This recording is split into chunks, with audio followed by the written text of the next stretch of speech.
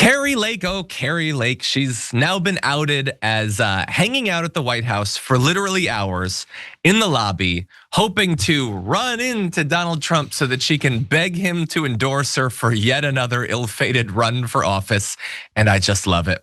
Apparently in October, she was spotted in a White House lobby, hoping to see Trump. Kari has been here for hours, a White House aide said. She's going to run and she's asking for the endorsement. Luke Lake, who was rumored to be mulling a run for Congress in Arizona, eventually shared her pitch with it to a low-level aide who conveyed no enthusiasm for a third Lake candidacy. The other Republican operative that talked to The Atlantic offered a similar account. That is just so sad. Not that just that she's waiting, but then she's like, okay, well, I can't talk to Trump. I guess I can talk to one of the aides or the interns that he's trying to have an affair with, and maybe that will help me out, I guess. And they're not even interested in Kari Lake. Apparently, when asked for comment on this, Lake responded in a statement saying that, quote, every shred of this question is incorrect, which is not the same thing as saying it didn't happen, by the way. Quote, the president has always been very gracious and generous when I have requested time with him, except evidently in this particular case. Anyway, she was asked if she is actually gonna run for office again, and she only responded saying, if and when I decide to run for office, The Atlantic will be the very last to know, so she will. And by the way, the reason that this is sort of controversial is she had her two embarrassing runs for office. First of all, in 2022, where she narrowly lost to Katie Hobbs, and then insisted for years after that the election had been rigged, when it turned out that no, there were just a lot of Republicans that voted for other Republicans, but then voted for Katie Hobbs rather than her because she just sucked as a candidate.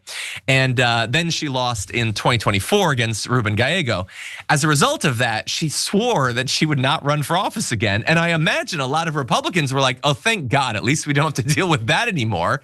So you can understand why they'd be worried about her going back on that and want to leak it to The Atlantic. Anyway, Luke, what do you make of this? You know, I've had friends who got really enamored with a girl and would give them flowers, and then the girl wouldn't really seem into them. And then later kind of went in for a kiss, the girl swerved. And at some point as a friend, as a bro, you have to pull your friend aside and say, she doesn't like you. She just doesn't like you. And I think that that's something that people around Kari need to do, is tell her they just don't like you. We don't, the Arizona voters, American voters, they've said no. You gotta stop trying because it's getting embarrassing. And it's so brutal because staffers have such a reason to encourage you into running for stuff, because then they have a job. For her own aides to be like, I don't know about that, Kari. I think I saw too in reporting that she said she wasn't gonna run for anything again. So then she's also flipping around on that. But it tells you a little bit about the mindset of some of these politicians.